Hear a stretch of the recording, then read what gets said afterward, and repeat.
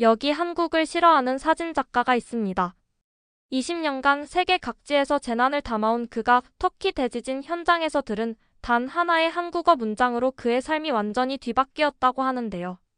현재 이 놀라운 변화를 담은 그의 전시회 구조의 언어가 유럽 예술계를 뒤흔들고 있습니다. 한국을 철저히 무시해왔던 그가 왜 갑자기 한국어를 배우기 시작했을까요?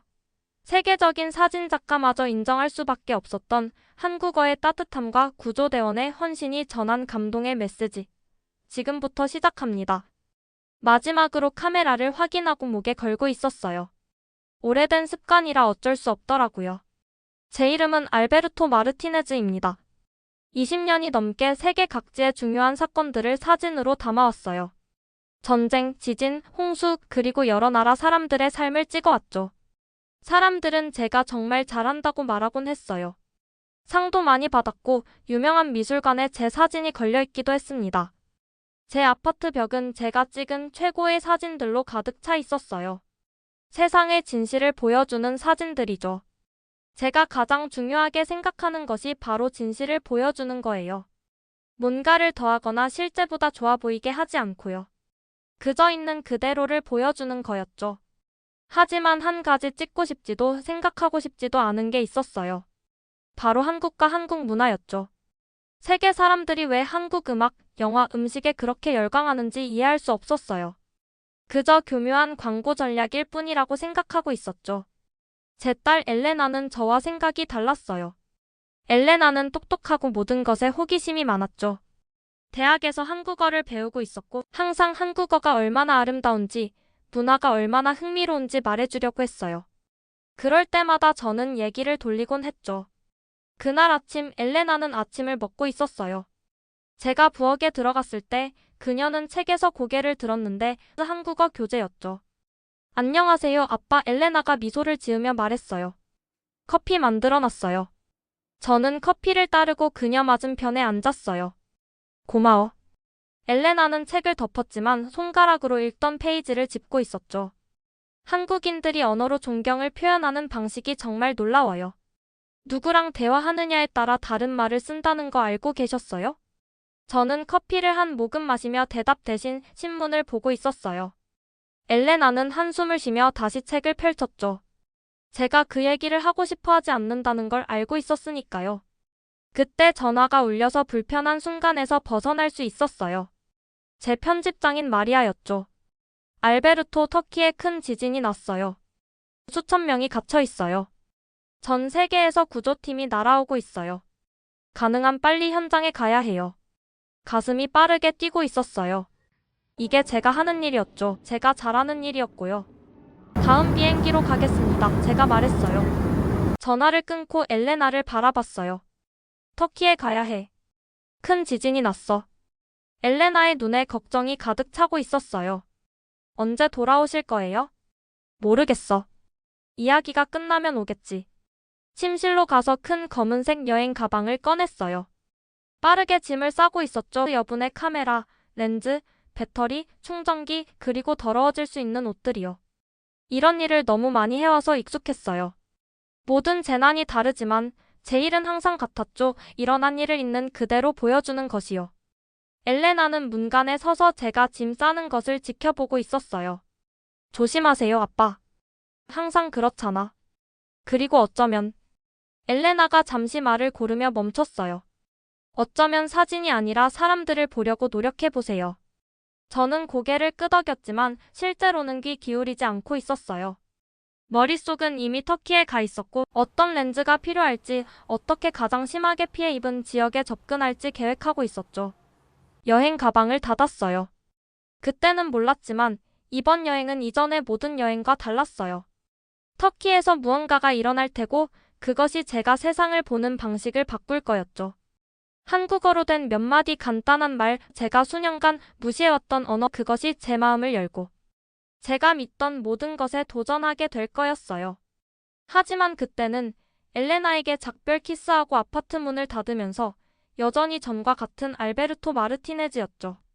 냉정하고 전문적이고 거리감 있는 사람이요. 저는 제가 누구인지, 인생에서 무엇이 중요한지 정확히 안다고 생각하고 있었어요. 얼마나 제가 틀렸는지 곧 알게 될 거였죠. 비행기가 터키에 쿵 하고 착륙했어요. 작은 창문 밖을 보니 공기 중에 먼지가 떠다니고 있었죠. 공항에서도 뭔가 끔찍한 일이 일어났다는 게 느껴지고 있었어요. 지진이 모든 것을 바꿔놓았던 거죠. 운전기사가 저를 만나 재난지역으로 데려가고 있었어요. 가까워질수록 심장이 더 빠르게 뛰고 있었어요. 한때 높게 서 있던 건물들이 이제는 장난감처럼 부서져 있었죠. 거리는 갈라져 있었고요. 사람들은 멍한 표정으로 돌아다니며 가족을 찾거나 남은 집을 지키려 하고 있었어요. 먼지 마스크를 쓰고 카메라를 꺼냈어요. 이게 제가 하는 일이었죠. 세상에 무슨 일이 일어났는지 볼 수 있도록 사진을 찍는 거예요.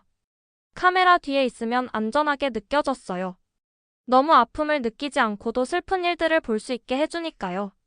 이런 일을 너무 오래 해와서 이제는 정상적으로 느껴지고 있었어요. 발 아래에서 유리 조각과 콘크리트 파편이 부서지는 소리가 나고 있었어요. 회색 눈처럼 먼지가 모든 것을 덮고 있었죠. 공기는 부서진 건물과 연기 냄새가 나고 있었어요. 사람들이 우는 소리, 구조대원들이 외치는 소리, 그리고 잔해 아래 생존자를 찾는 기계들의 끊임없는 신호음이 들리고 있었죠. 몇 시간 동안 걸으며 파괴된 현장을 사진으로 담고 있었어요. 카메라가 계속 찰칵거리고 있었죠. 부서진 집, 울고 있는 아이들, 그리고 지친 구조대원들의 모습을 담았어요. 이건 중요한 일이었어요. 이런 사진들이 사람들이 여기서 무슨 일이 일어났는지 이해하는 데 도움을 줄 테니까요. 둘째 날 아이세라는 여성을 만났어요. 여러 언어를 아는 통역사였죠. 옷은 먼지로 더럽혀져 있었고 눈은 피곤해 보였지만 사람들과 이야기할 때는 여전히 미소를 짓고 있었어요. 당신이 유럽에서 온 사진작가군요. 그녀가 말했어요. 질문이 아니었죠. 구조팀을 만나는데 도움을 줄 수 있어요. 보통은 혼자 일하지만 뭔가가 그녀를 따라가라고 말하고 있었어요. 아이세는 저를 부서진 거리를 통해 여러 나라에서 온 구조대가 함께 일하고 있는 곳으로 안내했어요. 프랑스, 독일, 이스라엘, 그리고 놀랍게도 한국에서 온 큰 팀도 있었죠. 한국 팀을 보고 불편함을 감추고 있었어요. 엘레나가 한국 문화에 대해 말할 때 느꼈던 것과 같은 오래된 감정이 올라오고 있었죠. 그들의 사진을 찍고 싶지 않았지만 해야 할 일이 있었어요. 한국 팀은 빠르고 조용하게 일하고 있었어요. 무너진 건물 아래 갇힌 사람들을 듣기 위한 특별 장비를 가지고 있었죠. 그들의 리더인 김민수라는 사람이 모두에게 차분하고 명확한 지시를 내리고 있었어요. 저는 뒤로 물러서서 멀리서 사진을 찍고 있었어요. 카메라 렌즈를 통해 한국팀이 무너진 벽 아래 갇힌 사람을 발견하는 모습을 지켜보고 있었죠. 그들은 몇 시간 동안 조심스럽게 콘크리트 조각을 옮기며 작업하고 있었어요. 저는 계속 사진을 찍으며 현장에서 떨어져 있었죠. 그때 예상치 못한 일이 일어났어요. 김민수가 그들이 만든 구멍 옆에 무릎을 꿇고 안에 갇힌 사람에게 말을 걸고 있었어요. 아이세가 근처에 서서 그의 말을 저에게 번역해주고 있었죠. 괜찮아요. 모든 게 괜찮을 거예요. 끝까지 포기하지 않을 거예요. 그의 목소리는 차분하고 강인했어요. 비록 한국어를 이해하지 못했지만 그가 말할 때 가슴속에서 이상한 느낌이 들고 있었어요. 이 간단한 말을 하는 방식에 너무 많은 배려와 희망이 담겨 있었거든요. 그날 밤 호텔 방에서 사진들을 살펴보고 있었어요. 계속 한 사진으로 돌아가게 되더라고요. 김민수가 어두운 구멍 속으로 말하는 모습, 포기하지 않겠다고 약속하는 모습이었죠. 그의 얼굴에는 뭔가가 있었어요. 제 카메라가 완벽하게 포착한 친절함과 결단력이요. 핸드폰에서 엘레나의 메시지가 왔어요. 아빠 어떻게 지내세요? 뭘 보셨어요? 평소처럼 짧은 대답을 타이핑하려다가 멈췄어요. 오늘 본 것을 어떻게 설명할 수 있을까요? 한국인 구조대원의 말이 저에게 수년간 느끼지 못했던 감정을 불러일으켰다는 것을 어떻게 말할 수 있을까요? 답장 없이 핸드폰을 내려놓았어요. 창밖으로 구조대의 불빛이 어둠 속에서도 계속 빛나고 있었어요. 그들은 밤새도록 일을 멈추지 않을 거였죠. 김민수와 그의 팀도 마찬가지고요. 다시 카메라를 들고 그의 사진을 보고 있었어요. 수년 만에 처음으로 제가 무언가 중요한 것에 대해 틀렸을지도 모른다는 생각이 들고 있었죠. 어쩌면 제가 무시했던 사람들과 장소에 대해 더 배울 것이 있을지도 모른다고요. 어쩌면 제 카메라는 계속 진실을 보여주고 있었는데 제가 그걸 볼 준비가 안 되어 있었던 건지도 모르겠어요. 내일은 또 이 부서진 곳에서 사진을 찍는 날이 될 거예요. 하지만 제 안에서 뭔가가 바뀌고 있었어요. 제가 마음속에 쌓아올린 벽에 이제 작은 균열이 생기고 있었죠. 터키에 도착한 지 5일이 지났어요. 손은 먼지 때문에 거칠어졌고 하루 종일 카메라 장비를 들고 다녀서 등이 아팠어요. 하지만 계속 일하고 있었죠. 이것이 제가 하는 일이었으니까요. 세상에 여기서 무슨 일이 일어났는지 보여주기 위해 사진을 찍는 거였어요. 아침 해가 부서진 건물 위로 떠오르고 있었어요. 더 이상 직선이 아닌 거리를 걷고 있었죠. 어디를 봐도 구조대원들이 여전히 생존자를 찾고 있었어요. 날이 갈수록 살아있는 사람을 찾기가 더 어려워지고 있었지만 그들은 포기하지 않고 있었어요. 자꾸 한국팀을 더 자주 따라다니고 있다는 걸 알아챘어요. 그들이 가장 흥미로운 곳에서 일하기 때문이라고 스스로에게 말하고 있었죠. 하지만 마음 깊은 곳에서는 다른 이유가 있다는 걸 알고 있었어요. 그의 말이 왜 제 안에 무언가를 건드렸는지 이해하고 싶었죠. 오늘 한국팀은 무너진 학교 건물에서 일하고 있었어요. 아이들이 여기서 공부하고 운동장에서 놀고 친구들과 웃고 있어야 했는데 이제는 그저 콘크리트 더미와 추억만 남아 있었죠. 카메라를 들어 구조대원들이 조심스럽게 건물 조각을 옮기는 모습을 찍고 있었어요. 갑자기 외침이 들렸어요. 누군가 뭔가를 발견한 거죠. 카메라를 준비하고 더 가까이 서둘러 갔어요. 렌즈를 통해 김민수와 그의 팀이 작은 구멍 주위에 모여있는 모습이 보였어요. 생존자를 발견한 거였어요. 5일이 지난 후에는 불가능해 보였지만 그들의 장비가 잔해 아래에서 소리를 감지했던 거죠. 그들이 일하는 동안 계속해서 사진을 찍고 있었어요. 김민수가 구멍 옆에 무릎을 꿇고 부드럽게 말하고 있었죠. 비록 그의 말을 이해하지 못했지만 그 힘을 느낄 수 있었어요. 그는 안전을 약속하고 있었어요. 구조를 약속하고 있었죠. 헛된 희망을 주지는 않았지만 그의 목소리에는 진짜 힘이 실려 있었어요. 그때 이상한 일이 일어났어요. 카메라를 내렸어요. 수년 만에 처음으로 일어나고 있는 일에서 떨어져 있고 싶지 않았어요. 그저 이 순간을 기록하기만 하는 게 아니라 일부가 되고 싶었죠. 도울 수 있을까요? 제가 물어보고 있었어요. 김민수가 놀란 표정으로 저를 바라봤어요. 잠시 제 얼굴을 살펴보더니 고개를 끄덕였죠. 그는 손전등을 건네며 어두운 구멍을 향해 계속 비추라고 손짓했어요. 그가 불빛을 건네는 동안 우리 손이 잠깐 닿았어요. 콘크리트와 금속을 며칠 동안 옮겨서 그의 손가락은 거칠어져 있었어요. 다음 2시간 동안 저는 사진작가가 아니었어요. 그저 도움을 주려는 한 사람이었죠. 불빛을 들고 있었어요. 물병을 건네주고 있었어요.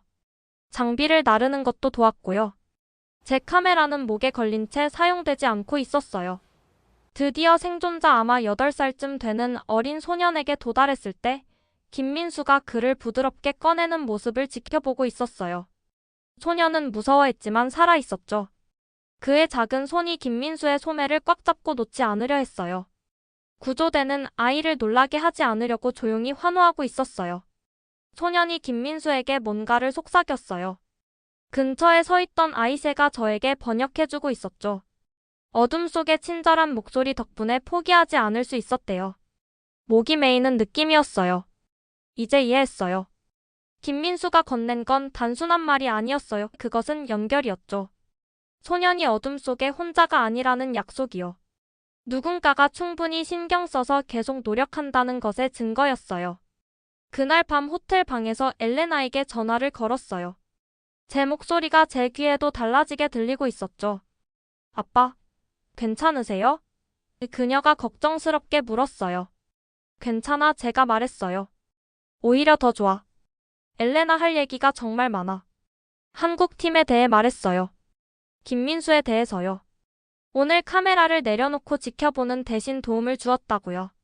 소년이 포기하지 않겠다는 친절한 목소리 덕분에 버텼다고 말했어요. 그건 제가 알던 아빠 같네요. 엘레나가 부드럽게 말했어요. 사진이 아니라 사람들을 중요하게 생각하라고 가르쳐 주셨던 아빠요. 그녀의 말이 저를 세게 치고 있었어요. 그녀가 맞았어요. 제가 사진작가로서 걸어온 길 어딘가에서 가장 중요한 것을 잊어버렸어요. 사진을 찍을 가치가 있게 만드는 인간적인 연결이요. 그날 밤 터키에서 찍은 모든 사진들을 살펴보고 있었어요. 좋은 사진들이었어요. 선명하고 잘 구성되어 있고 강렬했죠. 하지만 가장 좋은 건 기술적으로 완벽하지 않았어요. 빠르게 찍어서 약간 흐릿했어요. 김민수가 갇힌 소년에게 말하는 순간의 얼굴이었어요. 그의 눈에는 너무나 많은 배려와 결단력이 담겨 있었죠. 단순한 구조대원의 사진이 아니었어요. 희망의 사진이었죠. 이 부서진 곳에서 선물을 받았다는 걸 깨닫고 있었어요. 단지 좋은 사진이 아니라 제가 진짜 누구인지에 대한 상기였어요. 제가 다시 되고 싶은 사람이요. 그저 인생을 기록하는 게 아니라 참여하는 사람이요. 이해하지 못한 채 문화를 판단하지 않는 사람이요. 카메라의 피사체가 아닌 사람을 보는 사람이요. 이것이 제 보상이었어요. 제가 이제껏 찍은 어떤 사진보다 더 가치 있는 것이었죠. 비행기가 구름 위로 올라가며 터키를 뒤로하고 있었어요. 제 무릎 위에는 카메라 가방이 놓여 있었는데 수천 장의 사진으로 무거웠죠. 하지만 제가 가지고 있는 가장 무거운 것은 생각과 감정이었어요. 2주 전 터키에 도착했던 그 사람이 더 이상 아니었으니까요. 눈을 감으니 모든 게 다시 보이고 있었어요. 부서진 건물들, 모든 것을 덮고 있던 먼지, 지친 구조대원들의 얼굴, 그리고 무엇보다도 어둠 속에 갇힌 사람들에게 따뜻한 말을 건네던 김민수의 모습이 보였어요. 제가 이해할 순 없었지만 어떻게든 마음으로 느낄 수 있었던 말들이요. 비행기가 스페인에 착륙했을 때 엘레나가 기다리고 있었어요. 그녀는 달려와 저를 안으며 제 얼굴을 유심히 살펴보고 있었죠. 아빠 달라 보여요. 그녀가 말했어요. 고개를 끄덕였어요. 달라진 것 같아. 택시로 집에 가는 길은 조용했어요. 터키에서 저에게 무슨 일이 일어났는지 어떻게 설명할 수 있을까요? 한국어로 된 몇 마디가 제 안 깊은 곳에서 무언가를 바꿔놓았다는 걸 어떻게 설명할 수 있을까요? 그 후 며칠 동안 신문사와 잡지사 의뢰를 위해 사진을 고르는 작업을 하고 있었어요. 컴퓨터 앞에 앉아 수백 장의 사진을 살펴보고 있었죠. 좋은 사진은 말 없이도 이야기를 전하죠. 하지만 이제 제 사진들이 그동안 뭔가 중요한 것을 놓치고 있었는지 궁금해지기 시작했어요. 어느 저녁 엘레나가 제가 수상작 사진들이 걸린 벽을 바라보고 있는 것을 발견했어요. 갑자기 그 사진들이 차갑고 멀게 느껴지고 있었죠. 무슨 일 있으세요, 아빠? 그녀가 물었어요. 이 사진들. 한 액자를 부드럽게 만지며 말했어요. 일어난 일은 보여주지만 어떤 느낌이었는지는 보여주지 못하고 있어. 엘레나가 제 옆에 서 있었어요. 그녀는 제 안에서 뭔가 바뀌었다는 것을 이해하고 있는 것 같았어요. 보여줄 것이 있어 그녀에게 말했어요. 노트북을 열고 김민수가 갇힌 소년에게 말하는 사진을 찾았어요. 완벽하게 선명하지는 않았어요. 조명도 이상적이지 않았고요. 하지만 그의 얼굴에는 너무 많은 배려와 결단력이 담겨 있어서 볼 때마다 가슴이 조여오는 느낌이었어요. 이제부터 내 사진이 담아내고 싶은 게 이거야, 제가 말했어요. 단순한 사건이 아니라 마음이야. 다음 날 평생 할 것이라고 생각지도 못했던 일을 했어요. 엘레나에게 우리 아파트 근처에 작년에 문을 연 한국 식당에 데려가 달라고 부탁했어요. 그동안 수없이 지나쳤지만 한 번도 들어가 본 적 없는 곳이었죠. 식당은 따뜻하고 아늑했어요. 낯설지만 맛있는 냄새가 공기를 채우고 있었고 벽에는 제가 읽을 수 없는 한국어로 된 글이 장식되어 있었어요. 종업원이 미소로 우리를 맞이하고 있었죠. 깊게 숨을 들이쉬고 엘레나가 아침에 가르쳐준 말을 시도해봤어요. 제 발음이 형편없었을 텐데 종업원의 얼굴이 놀라움과 기쁨으로 밝아졌어요. 그녀의 언어로 말하려는 이 작은 노력이 그녀에게 의미가 있었나 봐요. 마치 터키에서 김민수의 말이 갇힌 소년에게 의미가 있었던 것처럼요. 식사하는 동안 엘레나에게 더 많은 한국어 단어를 가르쳐 달라고 부탁했어요. 새로 배우는 각 단어는 마치 제가 너무 오랫동안 스스로 차단했던 세계와 작은 다리를 놓는 것 같았어요. 3개월 후 특별한 사진 전시회를 열었어요. 구조의 언어라고 이름 붙였죠. 터키에서 찍은 사진들을 전시했는데 새로운 점이 있었어요. 각 사진 옆에는 그 순간에 말해진 단어들의 녹음이 재생되고 있었어요. 터키어, 한국어, 프랑스어, 아랍어, 그 부서진 곳에서 제가 들었던 모든 희망의 언어들이요. 중심 작품은 김민수의 사진이었어요. 그 옆에서는 저를 변화시킨 그 말이 재생되고 있었죠. 괜찮아요. 모든 게 괜찮을 거예요. 끝까지 포기하지 않을 거예요. 개막식 밤에 많은 사람들이 제 작품을 보러 왔어요. 미술 평론가들, 다른 사진 작가들, 친구들이요. 하지만 제가 가장 긴장했던 손님은 김민수 자신이었어요. 아이셀을 통해 그를 찾아 전시회를 위해 스페인으로 초대했거든요. 그가 도착했을 때 저는 그에게 바로 걸어가 엘레나가 가르쳐준 대로 살짝 고개를 숙였어요. 감-4-1-2-다. 조심스럽게 말했어요. 감사합니다. 그의 미소는 제가 정말 무엇에 감사하고 있는지 그가 이해하고 있다는 걸 알려주고 있었어요. 단지 제 전시회에 와줘서가 아니라 그동안 제가 놓치고 있던 것을 보여줘서요. 그날 밤 나중에 엘레나와 저는 별 아래서 함께 집으로 걸어가고 있었어요. 다음엔 뭘 하실 거예요, 아빠? 그녀가 물었어요. 미소를 지었어요. 한국과 다른 아시아 국가의 구조대원들을 사진으로 담는 특별 프로젝트를 신청했어. 세상의 희망의 얼굴들을 보여주기 위해서. 그래서요? 엘레나의 눈이 기대감으로 반짝이고 있었어요. 허락받았어. 하지만 한국어를 할 줄 아는 연구 보조가 필요할 것 같은데. 엘레나가 저를 꽉 안아주었어요. 그녀는 이것이 단지 새로운 사진 프로젝트가 아니라는 걸 이해하고 있었죠. 한때 그가 어떤 사람이었는지를 다시 찾아가는 아버지의 이야기였어요. 눈이 아닌 마음으로 보는 사람이요. 진정한 힘이 종종 가장 어두운 순간에 건네는 따뜻한 말의 형태로 온다는 것을 이해하는 사람이요. 제 카메라는 여전히 진실을 보여줄 거예요. 하지만 이제 그 진실이 제가 상상했던 것보다 더 크고 아름답다는 걸 알게 되었어요. 그것은 국경과 언어를 넘어서요. 무너진 건물이나 고집스러운 편견으로 서로 갈라져 있더라도 서로를 포기하지 않는 사람들 사이의 연결 속에 살아있는 거예요. 저는 알베르토 마르티네즈 사진작가입니다. 그리고 이제야 진정으로 보는 법을 배우고 있어요. 오늘의 영상은 여기까지입니다. 오늘의 사연 재밌게 보셨다면 좋아요와 구독 꼭 부탁드릴게요.